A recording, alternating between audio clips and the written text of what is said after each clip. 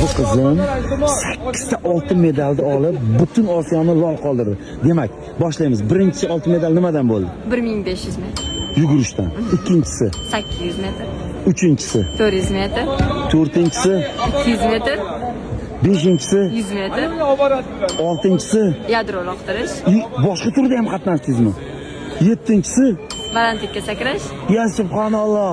Sakkizinchisi Uzunlikka sakrash. ya ana murabbiylar keldilar. Akajonim Muxtorxon aka, qarang, 8 ta oltin medal.